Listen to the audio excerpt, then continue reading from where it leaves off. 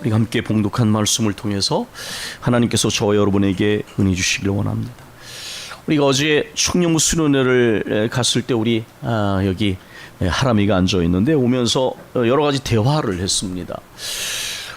대화를 하면 사람을 알게 되고 또 살아온 삶의 여러 가지 이야기들을 우리가 나누게 되는데, 우리 하람이가 이제 중학교 3학년인데 어저께 이야기를 들으면서 참 생각이 건강하다 그런 생각이 들었어요. 이렇게 대인 그 학생 시절에 특별히 인간의 관계 속에서 때로는 친구들과 관계 상처를 받기도 하고 줄 수도 있는데 여러 가지 이렇게 그 관계 속에서 지혜롭게 참 처신을 하는 모습을 듣고 제가 굉장히 마음에 놀래기도 했습니다.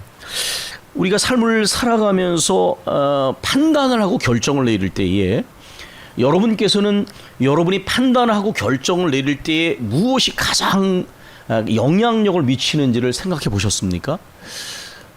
제가 생각할 때 그것은 각자의 삶이 살아오면서 경험한 인생의 경험이 아닌가 싶습니다.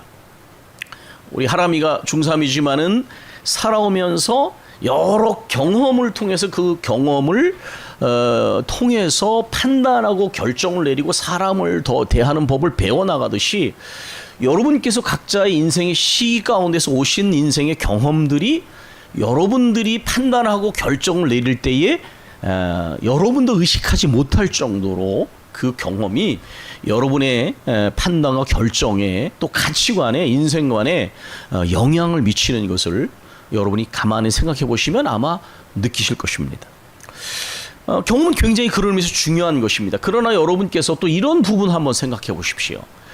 우리가 경험을 한다고 할지라도 이 세상의 모든 것을 다 경험할 수가 없습니다. 또 바꿔 말하면 우리의 경험한 것이 그렇게 다가 아닙니다. 그렇다면 이 경험이 우리에게 어느 정도의 유용성을 주지만 그 경험을 절대화하게 되면 문제가 생겨날 수 있다고 하는 거예요.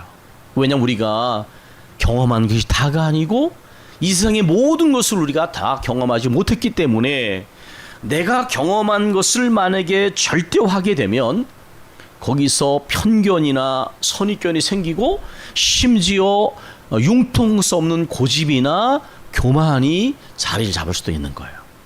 그래서 우리가 이 경험을 잘 해석을 해야 됩니다. 긍정적인 경험은 큰 문제가 되지 않지만 상처를 받은 경험이나 부정적인 경험은 재해석을 하는 것이 상당히 중요합니다. 그리고 나의 경험을 절대화하지 않기 위해서 나의 경험을 이렇게 검증할 뿐만 아니라 다른 사람과의 소통을 통해서 경험의 세계를 넓힐 필요가 있습니다. 또 좋은 책을 통해서 내가 가지고 있는 직접 경험하지 못하는 세계들을 확장할 필요가 있는 겁니다. 그러지 않으면 경험이 긍정적인 부분뿐만 아니라 부정적인 영향을 미칠 수도 있는 것입니다. 철학에서는 인간의 지식이 형성되는 두 근원을 이야기하는데 하나는 경험이고 하나는 이성입니다. 사람들은 경험을 통해서 지식을 형성하게 되죠. 그러나 말씀드린 것처럼 이 경험도 절대적이 될 수가 없습니다. 그래서 칸트라는 철학자는 인간의 이성을 통해 형성되어지는 지식의 근원과 경험을 통해서 형성되는 이 지식의 근원을 종합했습니다.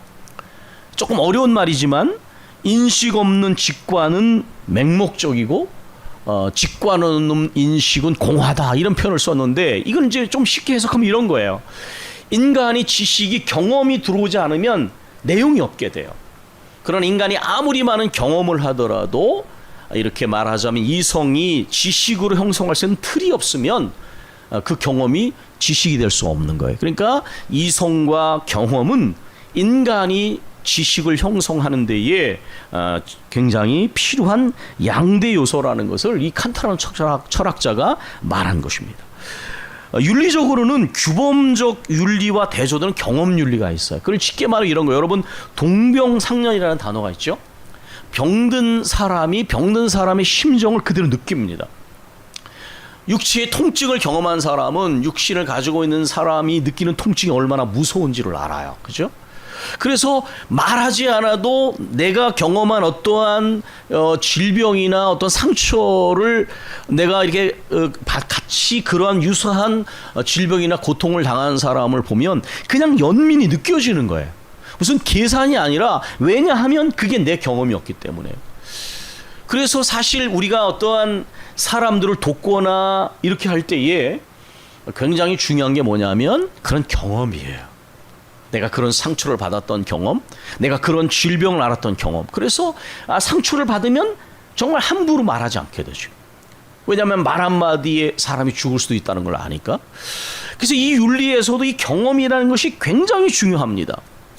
경험적 윤리는 그 체험을, 생생한 체험을 바탕으로 해서 다른 이웃의 어떤 고통에 대해서 공감을 하게 되고 또 강력한 어떤 윤리적인 행동을 구체적으로 가져오기도 합니다.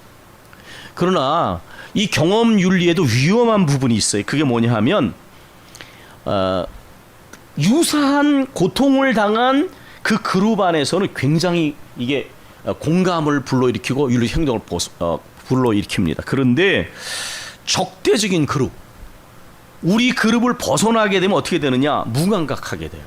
그리고 심지어 적대적인 그룹의 고통에 대해서 쾌감을 느끼기도 합니다.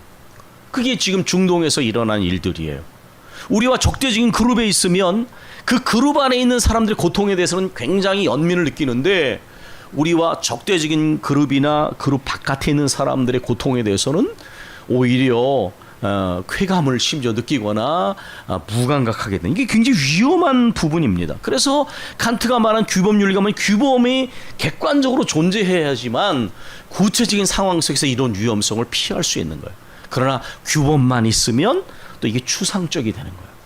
그래서 객관적인 규범도 필요하고 그 규범을 구체적으로 적용하는 경험의 장이 동시에 있어야 되는 것입니다. 말씀드린 것처럼 개인의 삶의 세계 속에 판단과 결정을 내리거나 지식을 형성하거나 또 윤리적인 행동을 할 때에 이렇게 경험이 작용을 하는 것이죠. 그러나 그 경험이 가지고 있는 한계와 위험성을 잘 보완하는 노력들이 필요합니다. 다른 사람과 함께 소통을 하고 또 책의 세계를 통해서 경험을 확장하고 또 숙고와 이러한 것을 통해서 경험을 너무 지나치게 절대화하지도 무시하지도 않는 창조적 긴장 속에서 경험을 지혜롭게 사용하시면, 말씀드린 것처럼 경험은 상당히 유용한 영향력을 발휘하게 됩니다. 신앙의 세계 속에서는 어떻습니까? 신앙의 세계에도 역시 이 경험, 체험이 아주 중요합니다. 물론 차이는, 이것은 인간이 인위적으로 만들어내는 경험을 말하는 것이 아닙니다. 그것은 바로 하나님과 관련된 거룩한 체험, 하나님과 관련되어 있는 체험을 말하는 것이죠. 이것을 명확하게 드러내는 단어가 야다라는 단어입니다. 하나님을 알다라고 사용되어지는 이 히브리어 단어는 우리말로 번역을 하면 체험적으로 아는 거예요. 겪어서 아는 거예요. 하나님을 머리로 아는 것이 아니라 하나님을 체험적으로 알게 되는 거죠. 이것이 신앙과 관련되는 모든 영역에 적용되어질 수 있는 것입니다. 여러분께서 하나님 말씀을 아무리 들으셔도요, 이 하나님의 말씀을 여러분의 삶에 한번 체험하지 않으시면 하나님 말씀이 내게 작용을 못해요. 하나님의 말씀을 정말 제대로 이해하려면 하나님의 말씀을 체험하셔야 돼요. 성경은 사실 하나님을 체험한 사람들의 증언의 언어입니다. 그렇기 때문에 이것은 지적으로서 충분히 이해될 수 없고, 이 하나님의 말씀을 여러분이 직접 삶에 한번 체험하시게 될 때에 그 증언의 언어가 이해되어지는 거예요. 하나님의 말씀을 이야기할 때에, 하나님에 관해서 이야기할 때에 누가 그러더라, 그렇게 말하는 표현은 힘과 확신을 갖기 어렵습니다. 왜냐하면 내가 직접 체험하지 못하고 누군가 체험한 사람들의 이야기를 간접적으로 인용하는 것이기 때문에 그래요. 그러나 내가 하나님에 대하여, 하나님 말씀에 대해 직접 체험을 하고 하는 말은 확신이 있습니다. 그리고 하나님의 기록된 말씀의 의미가 무엇인지를 이해하게 되어져요. 그러므로 신앙생활의 이 체험은 굉장히 중요한 것입니다. 하나님 말씀을 체험적으로 우리가 경험하게 될 때 하나님 말씀의 깊은 의미를 이해하게 되고 또한 뿐만 아니라 확신을 갖고 순종하게 됩니다. 한 걸음 더 나아가 그리스도인 공동체의 그리스도인들의 소통과 일치가 어떻게 이루어지느냐. 우리는 사랑의 띠로 하나가 되었습니다. 아무리 불러도 하나가 되기 어려워요. 진짜 영적인 소통과 일치를 이루는 길은 뭐냐? 하나님 말씀을 체험하는 거예요. 여러분께서 목회자인 저와 영적인 소통을 이루기를 원하시면요, 제가 전하는 말씀을 여러분이 체험하셔야 돼요. 이 체험의 세계가 공통 분모가 되지 않으면 영적인 소통이 어렵습니다. 지적으로 인간적으로 아무리 노력을 해도 깊은 소통과 일치는 어렵습니다. 여러분과 저와 하나님과 관련돼서 전해진 하나님의 말씀의 세계에 대해서 체험의 공통분모가 생겨나게 될 때에 거기서 깊은 소통과 일치가 생겨나게 되는 것입니다. 우리가 아까 함께 같이 읽은 8절의 말씀, 여호와의 너희는 여호와의 선하심을 맛보아할지어다. 맛본다라고 하는 것은 생생한 것이죠, 그렇죠? 먹어봐야 맛을 한다. 우리가 뭐 그런 표현을 우리가 알고 있지 않습니까? 그런 광고들도 하나님의 말씀, 하나님의 선하심에 대하여 맛보아할지어다. 이건 생생한 체험을 말하는 것이죠. 여러분, 너희는 여호와의 선하심을 맛보아할지어다 이렇게 말하는 사람의 이 언어를 분석해 보면 본인이 이미 하나님의 선하심을 체험한 거예요, 그렇죠? 그리고 어떻게 한 거예요? 이 하나님의 선하심이 필요한 사람들에게 여러분도 나와 같이 하나님의 선하심을 맛보아 알기를 원합니다. 이렇게 증언하고 있는 거예요. 근데 여러분, 뭐 제가 이 구절을 시간 때문에 다 일일이 해석할 수는 없지만 아까 그 표제어를 의식하라고 말씀드렸어요. 다윗은 사울에게 쫓겨서 10년이라는 세월을 도망자로 다녔습니다. 그리고 여기에 가드왕 아기스가 이제 아마 뭐 학자들이 말하기를 이 아비멜렉이라는 명칭이 마치 파라오처럼 어떤 왕을 의미하는 명칭이 아니라 그렇게 해석하기도 하는데 어쨌든 이 가드왕 아기스에게 2번이나 망명을 할 정도로 다윗은 도망자로서 10년의 세월을 아주 고달프게 보냈습니다. 그리고 여기에 나와 있는 미친 채라는 것은 뭐냐면 망명을 했는데 이 가드와 이스라엘 이렇게 사이가 좋은 나라가 아니었거든요. 그러다 보니까 어떻게 되느냐, 이 신하들이 의심을 하는 거예요. 그러니까 다윗이 거기에서 머무를 수가 없었어요. 그러니까 어떻게 해요? 위기를 모면하기 위해서 그 골리앗을 쓰러뜨린 이 용장이 수염에 침을 흘리면서 미친 사람처럼 행동하면서 그 위기를 모면했어만 됐어요. 그럼 여러분 얼마나 사람마다 그 자존심 민감한 부분이 있거든요. 그런데 그 골리앗을 하나님의 이름으로 쓰러뜨린 이 다윗이 자신의 생명을 보존하기 위해서 미친 사람 연기를 했을 때에 인간적으로 얼마나 모멸감이 느껴질 수 있을까? 아까 말씀드린 것처럼 사람은 자존심이 굉장히 민감한 부분이 있어요. 다른 건 괜찮은데 그 부분이 건드려지면 아주 예민해지는 부분이 있는데 다윗과 같은 용맹한 장수에게는 아마도 이런 일은 굉장히 자존심이 상하는 일이었을 거예요. 그러나 다윗은 여기에 그런 모멸감이나 자존심이 손상된 증거를 찾아보기 어렵습니다. 왜냐하면 하나님 앞에서 이런 경험들이 새로운 차원으로 이렇게 승화되어지는 것을 우리가 발견하기 때문에 제가 우리 교회에서 신앙인의 근본적 5가지 자세를 말씀드렸습니다. 그리고 또 5가지 공동체에 관한 비전을 말씀드렸는데 우리 백청기 안수집사님이 오늘 기도 시간에 그걸 인용하셨습니다. 말씀 공동체, 또 기도의 무릎 공동체, 새노래 예배 공동체, 증거 공동체, 사명 공동체. 이게 그냥 외워서는 아무 소용이 없는 거예요. 만약에 이 5가지 공동체의 비전을 통해서 말씀을 했으면 이럴 것입니다. 하나님의 선하심, 신실하심, 끊을 수 없는 그 사랑, 그 깊은 섭리하심을 믿고 어떤 상황에서나 주님을 의지하는 거예요. 여기에 이렇게 표현됐습니다. 이 곤고한 자가 이렇게 말을 했습니다. 이 뭐라고 말했습니까? 이 곤고한 자가 부르짖음에 내가 여호와께 간구하며 이렇게 말했고, 6절에서는 이 곤고한 자가 부르짖음에 하나님의 신실하심, 그 끊을 수 없는 사랑과 그 섭리하심을 믿고 그 믿음을 가진 사람은 반드시 어떤 상황에서나 주를 향하여 기도의 무릎으로 나아갑니다. 그러면 하나님께서 그 가운데 베푸시는 은혜가 있다는 거죠. 이 곤고한 자를 그냥 내버려 두지 아니하시고 건지시고 부끄럼 당치 않게 하시고, 그런 고백들이 본문에 보면 나와 있습니다. 하나님의 말씀 속에 담겨져 있는 하나님의 신실하심과 깊은 섭리하심을 믿고 간절한 무릎으로 전심과 합심으로 나가는 교인과 공동체는 반드시 하나님의 역사하심을 보게 돼 있어요. 맛보게 돼 있어요.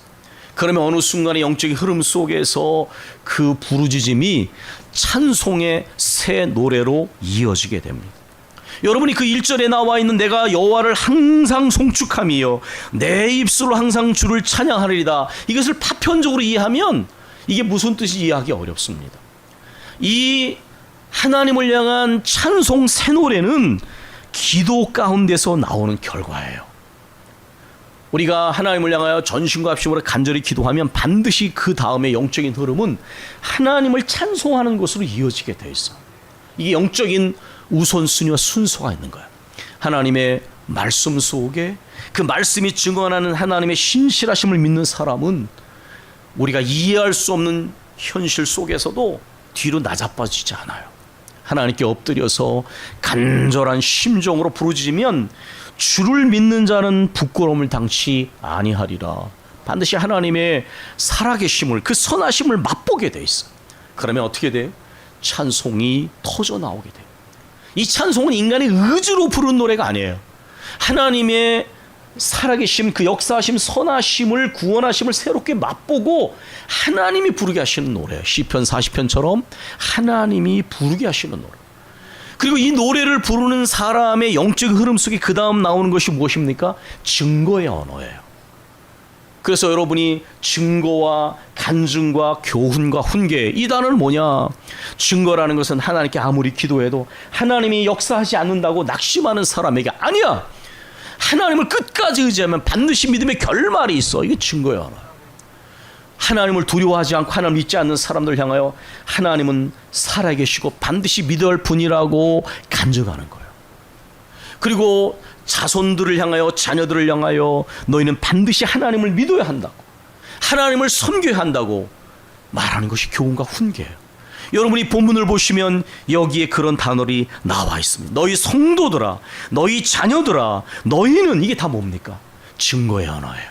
간증의 언어예요. 교훈과 훈계를 베푸는, 함께 모아서 말하면 증인의 언어예요. 그리고 이러한 경험을 하게 되면 본문에 직접 표현되어 있지 않지만 이 자녀들을 향한 표현 속에서 여기 이런 말이 나오지 않습니까? 11절에 너희 자녀들아 와서 내 말을 들으라. 내가 여호와를 경외하는 법을 너희에게 가르치리로다. 우리가 교회와 가정을 위해서 기도하는 제목이 뭐냐? 가정과 교회가 입신 출세를 강조하고 세상 잘 되는 법을 가르치는 게 아니라 이렇게 하나님을 믿는 신앙을 전수해서 우리의 가정과 교회가 하나님 나라의 일꾼을 키우는 양성소가 돼야 돼요. 그게 바로 사명 공동체라고 하는 5번째 공동체의 비전이에요. 다윗이 10년을 쫓겨다니면서 그는 죽을 고비를 여러 번 느꼈습니다. 경험했어요. 그러나 그 가운데 하나님이 그를 죽도록 내버려 두지 않으셨어요. 수없는 생명의 위기 가운데서도 하나님이 그를 구원해 주셨어요. 그리고 그는 마침내 이스라엘의 왕으로 세움을 받았죠. 제가 말씀드린 그 신앙의 5가지 근본적인 5가지 자세, 근본적 겸손과 감사, 이것은 10년의 도망자로서 세월을 보내면서 하나님의 은혜와 돌보심이 아니었으면 그는 죽어도 10번은 죽었을 거예요. 그 자신이 살아온 그 생애의 세월이 하나님의 은혜라는 것을 깊이 체험하고 다윗은 이 기간 동안에 근본적인 겸손과 감사를 온몸으로 배웠을 거예요. 그리고 여기에 보면 통회 이런 말이 나오는데 사실 우리가 아까도 김두리 집사 그런 얘기인데 우리가 하나님께 깊이 은혜를 기억하다 보면 우리가 반드시 회개를 하게 돼요. 왜 그러냐? 이 회개는 눈물을 흘리고 콧물 흘리는 것이 아니라 하나님의 은혜를 깊이 기억하고 하나님과의 관계를 가장 우선순위에 두고 그 은혜에 응답하는 것을 의미하기 때문에 언제나 영적인 관계 회복과 부흥을 위해서는 회개의 단계를 거치게 되어 있어요.